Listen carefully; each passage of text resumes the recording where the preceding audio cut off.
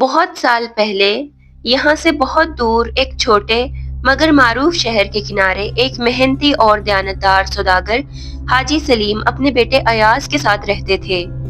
حاجی سلیم کی زندگی تجارت اور اللہ کی رضا میں گزری تھی۔ وہ مخلص، سنجیدہ اور لوگوں کے ساتھ عادلانہ سلوک کرنے والے تھے۔ ایک دن جب سورج آہستہ آہستہ مغرب کی طرف جھک رہا تھا اور ہوا میں مٹی کی خوشبو ملی ہوئی تھی، اس وقت حاجی سلیم نے اپنے بیٹے ایاز کو پاس بلا کر کہا، بیٹا ایاز، یہ دیکھو، یہ ہمارے پاس دو بہترین نسل کے گھوڑے ہیں۔ میں نے ان کی پرورش بہت محبت اور صبر کے ساتھ کی ہے۔ یاد رکھو، ایسے گھوڑے کسی عام ملک میں نہیں ملتے اور بس خاص لوگ ہی انہیں خرید سکتے ہیں جو ان کی قدر جانتے ہیں۔ کسی ایسے ملک میں جہاں گھوڑوں کی کمی ہو، ایک ایک گھوڑا 100 اشرفی میں بک جائے گا۔ یہاں سے بہت دور دکن میں ایک ایسا ملک ہے۔ میں تو اب بہت بوڑھا ہو گیا ہوں اور سفر نہیں کر سکتا۔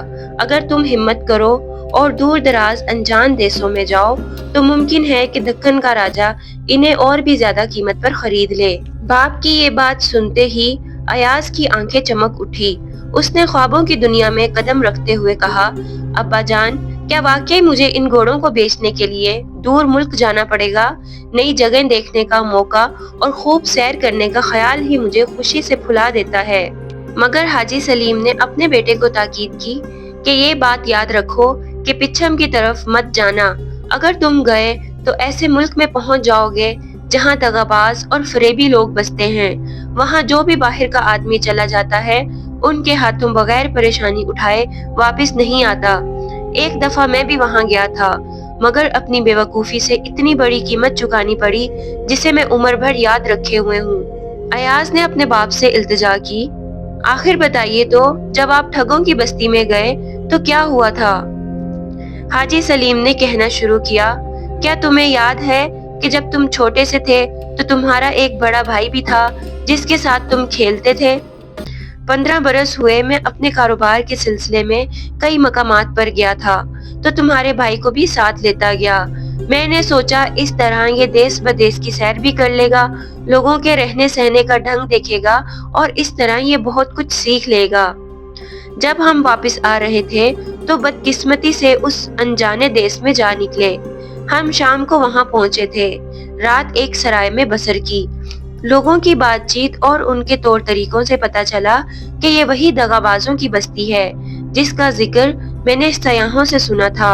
اب مجھے فکر ہونے لگی کہ جلد سے جلد یہاں سے نکلا جائے۔ صبح سویرے جب میں سرائے والے کو کرایہ وغیرہ ادا کر رہا تھا تو میں نے دیکھا کہ اس کا بھائی روتا پیٹتا اپنی قسمت کو کوستا چلا آ رہا ہے۔ اس نے بتایا کہ اس کی بیوی کے یہاں مرا ہوا بچہ پیدا ہوا ہے اور یہ میری بدولت ہوا۔ یہ سن کر میری حیرت کی کوئی انتہا نہ رہی۔ اس دغاباز کا کہنا تھا کہ جب میں شام کو گھوڑے سے اترا تو بہت زور زور سے ہانپ رہا تھا۔ ایک چھوٹا سا کیڑا جو اڑ کر سرائے سے باہر نکل رہا تھا میری سانس کے زور سے پھر اندر چلا گیا جہاں اس کی بیوی بیٹھی ہوئی تھی جس کے یہاں بچہ پیدا ہونے والا تھا۔ وہ کیڑا اس کے نتنے میں اڑ کر چلا گیا اور اس سے اسے چھینک آئی جس کی وجہ سے اس کا بچہ پیٹ میں ہی مر گیا۔ اس سے پہلے کہ میں اس محمل الزام کو سن کر اس کا جواب دیتا، ایک مجمع میرے گرد جمع ہو گیا۔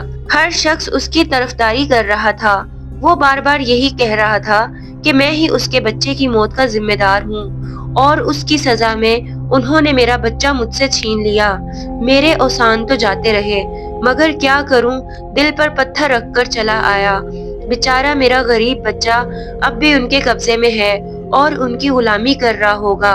حاجی سلیم اس منظر کو یاد کر کے رونے لگے۔ بوڑھے سوداگر کی آنکھوں سے آنسو ٹپک رہے تھے۔ رنجیدہ دل اور یادوں کی بھاری تہ کے ساتھ وہ بہت روئے۔ ایاز نے اپنے باپ کی حالت دیکھی تو دل میں افسوس اور درد محسوس ہوا۔ وہ فوراً بولا، ابا جان، میں آپ سے وعدہ کرتا ہوں میں کبھی اس ٹھگوں کی بستی میں قدم بھی نہیں رکھوں گا۔ آپ کے تجربے اور نصیحت کو ہمیشہ یاد رکھوں گا۔ یوں ایاز دونوں خوبصورت گھوڑوں کے ساتھ حاجی سلیم کی نصیحت اور دعا کے ساتھ دور دراز ملکوں کے سفر پر روانہ ہو گیا۔ وہ خوشی اور تجسس سے لبریز تھا، ہر قدم پر نئی دنیا کی امید لیے ہوئے۔ کچھ دنوں کے سفر کے بعد ایاز ایک وسیع اور گہری ندی کے کنارے پہنچا۔ پانی کی سطح اتنی بلند تھی کہ دریا ایک چھوٹے ساحل پر معمولی کشتی کو بھی بہا کر لے جانے کی دھمکی دے رہا تھا۔ ندی کے کنارے ایک کشتی والا جس کا لباس سادہ مگر صاف ستھرا تھا ایاز سے بولا، بھائی اس وقت دریا میں سیلاب ہے، یہ چھوٹی کشتی دونوں گھوڑوں کو لے جانے کے قابل نہیں، اگر تم پچھم کی طرف چلو تو وہاں مضبوط کشتی مل جائے گی اور کوئی ناؤ تمہیں اور گھوڑوں کو محفوظ طریقے سے ندی پار کرا دے گی۔ ایاز نے ندی کی خطرناک لہروں کو دیکھا اور ندی پار کرنے کے لیے پچھم کا راستہ اختیار کیا۔ جیسے ہی وہ آگے بڑھا، اچانک زور کی آندھی چلنے لگی۔ دھوئیں، مٹی اور پتھروں کی گڑگڑاہٹ کے بیچ ایاز نے آس پاس چھپنے کی جگہ ڈھونڈی، لیکن آندھی تیز اور بے قابو تھی۔ آندھی کے درمیان ایاز نے قریب کے پہاڑ کی دوسری طرف دھواں اٹھتا ہوا دیکھا۔ اپنے گھوڑوں کے ساتھ اس نے بڑی محنت اور خطرہ مول لیتے ہوئے پہاڑ پر چڑھائی کی۔ آندھی کا زور کم ہوا تو ایاز نے خود کو سنبھالا۔ پہاڑ کے دامن میں ایک چھوٹا سا گاؤں نظر آ رہا تھا۔ یہ گاؤں اتنا عجیب تھا کہ ہر گھر کے دروازے اور چھتیں مختلف انداز میں بنی ہوئی تھیں اور ہوا میں دھند کے گہرے سائے چھائے ہوئے تھے۔ ایاز کے دل میں ایک عجیب سی ہچکچاہٹ پیدا ہوئی۔ سوچا شاید یہ وہی ٹھگوں کا گاؤں ہے جس کے بارے میں ابا جان نے بتایا تھا۔ ایاز نے وہاں سے واپس جانے کا ارادہ کیا کہ اچانک ایک پتھر کھسک گیا۔ ایاز لڑکتا ہوا اسی عجیب و غریب گاؤں کی جانب جا گرا۔ خوش قسمتی سے اس کے دونوں گھوڑے جو آزاد اور چلاک تھے سرپٹ دوڑتے ہوئے اس کے پاس پہنچ گئے اور اسے سنبھالا۔ ایاز نے گھوڑوں کو سہارا دیتے ہوئے اپنے ارد گرد دیکھا اور دل ہی دل میں سوچا، لگتا ہے یہ وہی جگہ ہے۔ ایاز ابھی پہاڑ سے لڑک کر نیچے ہی گرا تھا کہ اسے محسوس ہوا کوئی اس کی طرف آ رہا ہے۔ اس نے کپڑے جھاڑ کر جلدی اٹھنے کی کوشش کی۔ اچھی بات یہ تھی کہ اسے زیادہ چوٹ نہیں آئی تھی۔ چند ہی قدم دور ایک بوڑھا آدمی آہستہ آہستہ چلتا ہوا آ رہا تھا۔ اس کے ہاتھ میں لکڑی کا سہارا، چہرے پر جھریاں، سر پر پرانا سا عمامہ اور آنکھوں میں ایک عجیب سی چمک تھی۔ ایاز نے سوچا، لگتا ہے اس ٹھگوں کے گاؤں میں بھی کچھ سادہ دل لوگ رہتے ہیں جو دوسروں کی فکر کرتے ہیں۔ وہ شکریہ ادا کرنے ہی والا تھا کہ اچانک وہ بوڑھا زور زور سے چلانے اور رونے لگا۔ ایاز گھبرا گیا اور سمجھ نہ پایا کہ کیا ہوا ہے۔ پھر اسے معلوم ہوا کہ جس مقام پر وہ گرا تھا وہاں نیچے ایک چھوٹا سا مینڈک دب کر مر گیا تھا۔ بوڑھا مینڈک کو اپنی گود میں اٹھائے چیخ رہا تھا، ہائے میرے بچے، میرے پیارے بچے، میں تیری موت کا بدلہ لوں گا، ضرور لوں گا۔ تجھے یوں بے دردی سے کچل دیا گیا، یا اللہ یہ کیسا ظلم ہوا۔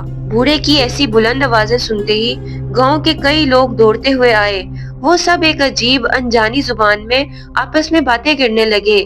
پھر ایک نوجوان لڑکا ایاز کے پاس آیا اور ٹوٹی پھوٹی زبان میں بولا، اے مسافر، یہ بوڑھا بہت دکھی ہے، اس کی کوئی اولاد نہیں تھی، یہ مینڈک اس کی اکلوتی زندگی تھا، اس بوڑھے نے اسے اپنے بیٹے کی طرح پالا تھا، اب تم نے اسے مار دیا، اب وہ اکیلا رہ گیا ہے، اسی لیے یہ اتنا زیادہ رو رہا ہے۔ پھر آہستہ آہستہ پورا گاؤں اس کے ساتھ ماتم کرنے لگا۔ ایاز حیران، پریشان، شرمندہ، سب کچھ بیک وقت محسوس کر رہا تھا۔ دل میں سوچا، میں فوراً یہاں سے نکل جاؤں، یہ لوگ تو بہت عجیب ہیں۔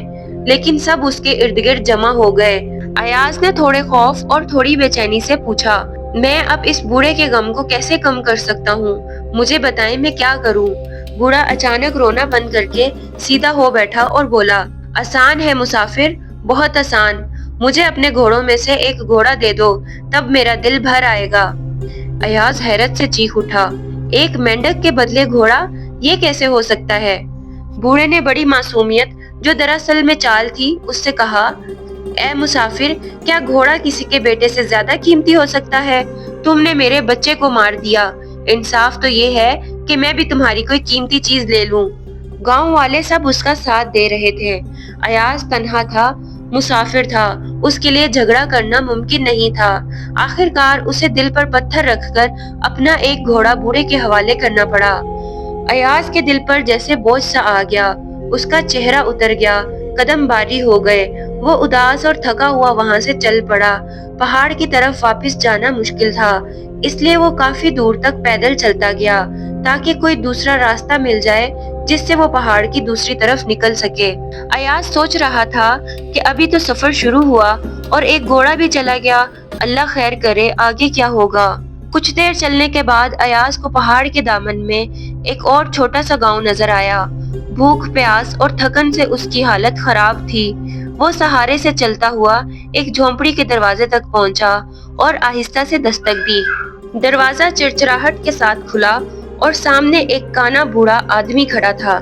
ایاز نے ادب سے کہا، بابا جی کچھ کھانے کو مل جائے تو بڑی مہربانی ہوگی، سفر بہت لمبا ہو گیا ہے اور بھوک سے جان نکل رہی ہے۔ بوڑھے نے افسوس سے سر ہلایا، بیٹا کھانے کو تو میرے پاس کچھ نہیں، لیکن ہاں پانی چاہو تو جتنا جی چاہے پی لو، آخر کار پیٹ ہی بھرنا ہے، چاہے پانی ہی سے بھر لو۔ ایاز نے شکریہ کے ساتھ پانی پیا، اللہ کا شکر ادا کیا اور واپس پلٹنے ہی لگا تھا کہ کانے بوڑھے نے اچانک سے اسے آواز دی، ارے بیٹا ایک بات تو بتاؤ، تم کہاں سے آئے ہو اور تمہارے والد کا کیا نام ہے؟ ایاز نے سادگی سے اپنا تعارف کروایا۔ بوڑھا یہ سنتے ہی چونک گیا، جلدی سے آگے بڑھ کر اس کا بازو زور سے پکڑ لیا اور خوشی اور غصے کے ملے جلے لہجے میں بول اٹھا، آخر تم مل ہی گئے۔ پھر اس نے جذبات بھرے کپکپاتے لہجے میں کہا، سنو بیٹا، کئی سال پہلے میں تجارت کے سلسلے میں تمہارے ملک گیا تھا۔ میری بدقسمتی کہ سارا مال اور پیسہ راستے میں لٹ گیا۔ میں مدد کے لیے تمہارے باپ کے پاس گیا، وہ مجھے اچھی طرح جانتا تھا۔ میں نے اس سے صرف 2 اشرفیاں مانگی۔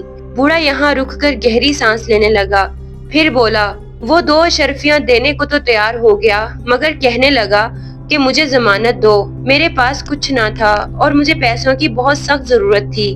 اس نے کہا کہ اپنی ایک آنکھ ضمانت کے طور پر دے دو۔ ایاز حیرت سے بوڑھے کو دیکھتا رہ گیا۔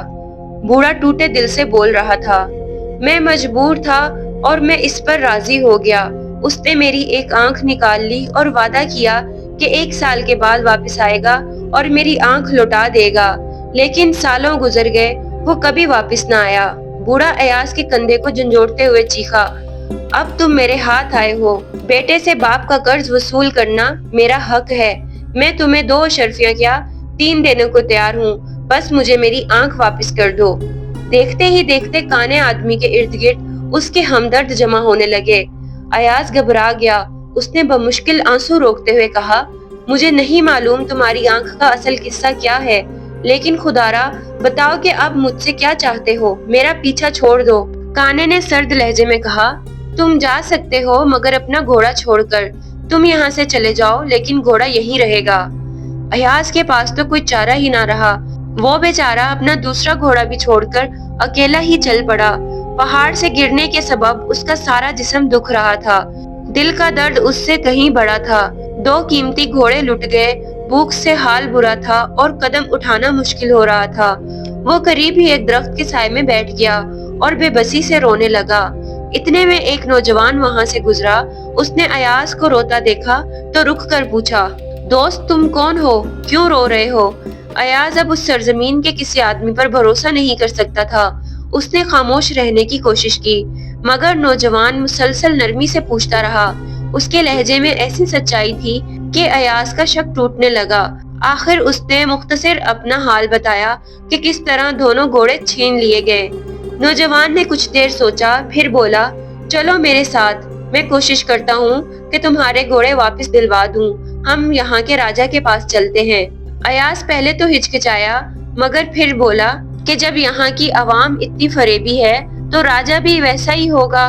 لیکن اس نوجوان نے یقین دلایا کہ نہیں، راجا بہت رحم دل اور انصاف پسند ہے، تم چلو میرے ساتھ۔ ایاز نے دل میں سوچا کہ اب میرے پاس بچا ہی کیا ہے کھونے کو، چلو اسی کے ساتھ چلا جاتا ہوں۔ راستے میں نوجوان نے اسے سمجھایا کہ راجا کے سامنے کیا کہنا ہے۔ جب دونوں محل پہنچے تو نوجوان نے راجا سے مدعا بیان کیا۔ راجا نے حکم دیا کہ بوڑھے مینڈک والے اور کانے دونوں کو فوراً حاضر کیا جائے۔ مقدمہ شروع ہوا۔ سب سے پہلے وہ بوڑھا کھڑا ہوا جس نے مینڈک کے مرنے پر ایاز سے ایک گھوڑا لے لیا تھا۔ وہ روتے ہوئے بولا، حضور وہ مینڈک میرا لے پالک بیٹا تھا، میں نے اسے اولاد کی طرح پالا تھا، اس کی موت نے مجھے برباد کر دیا۔ ایاز نے فوراً آگے بڑھ کر اپنی پگڑی کھولی اور اس میں سے ایک زندہ مینڈک نکال کر راجا کے سامنے رکھ دیا۔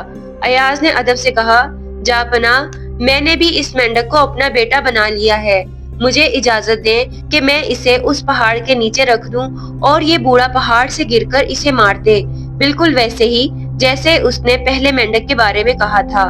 राजा ने हंसते हुए तख्त पर हाथ मारा।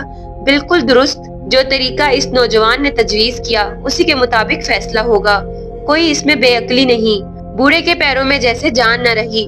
वो समझ गया कि उसकी चाल उलट पड़ गई है। वो चुपचाप सर झुकाए खड़ा रहा, फिर आहिस्ता आहिस्ता आगे बढ़ा और घोड़े की बाग अयाज के हाथ में देते हुए बोला, ले जाओ, मेरा मुकदमा खत्म हुआ, और खामोशी से वहां से चल दिया। अब राजा ने काने आदमी को बुलाया, जिसने अयाज के वालिद पर एक आंख निकालने का अजीबोगरीब इल्जाम लगा रखा था।